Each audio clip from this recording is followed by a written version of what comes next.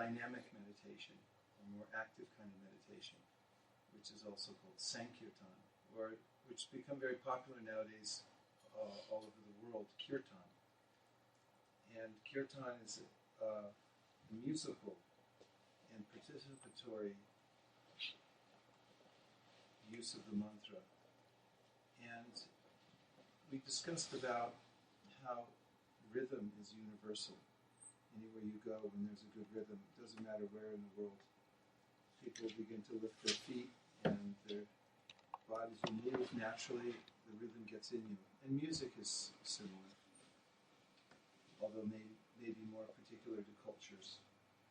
And in this kind of mantra meditation, we employ music and rhythm, and by singing the mantra out loud and moving one's body, if you feel like it, and you can become fully absorbed in the mantra. While sitting and meditating, there's a little more technique, as Matthew was explaining, to fix the mind and not become attached to passing thoughts and things like that. It takes a little practice. But oftentimes, people find that through kirtan,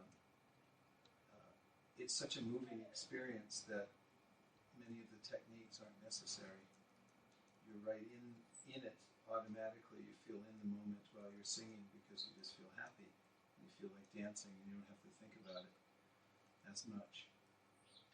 When we sing this kind of... Actually, I'll review a couple of points from last week also. And that is the meaning of mantra. And it's a dual word mantra. Man means mind, comes from manas. And trayate means to liberate. So mantra, those two words means it liberates the mind from its grasp on, as Matthew was saying, the movie that we're watching. And a way to think about the mantra is like a seed. A seed looks small, it looks insignificant, dry, but when you water it and you put it in the right environment, something wonderful comes out that produces lemons, and those have seeds in them that produce more lemon trees.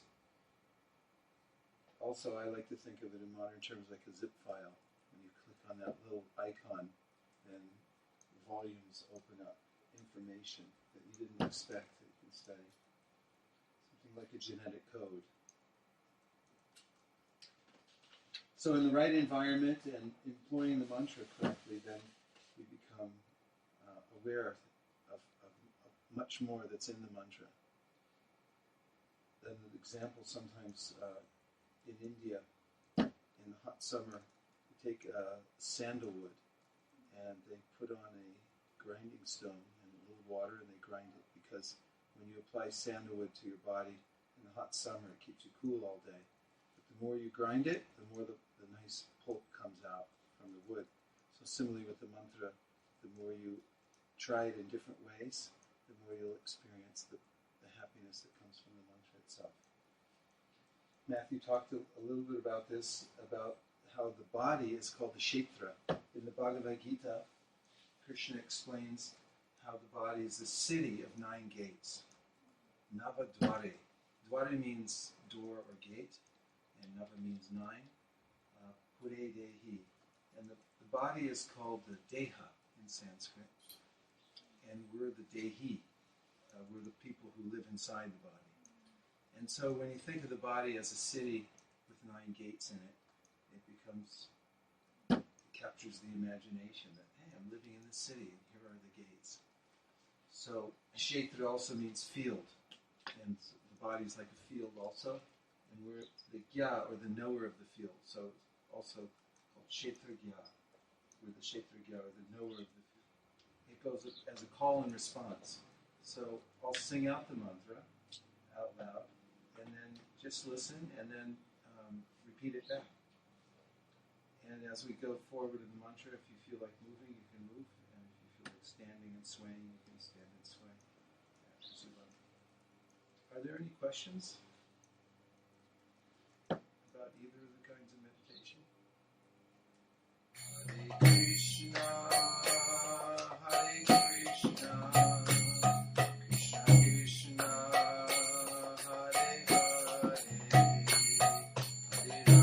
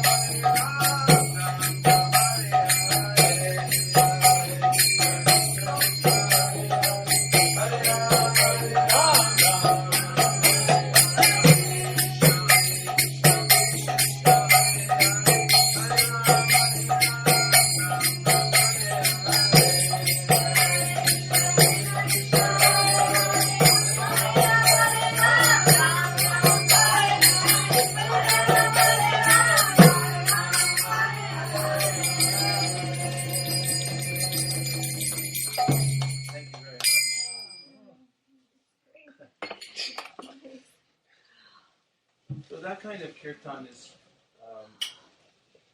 now going on in many places.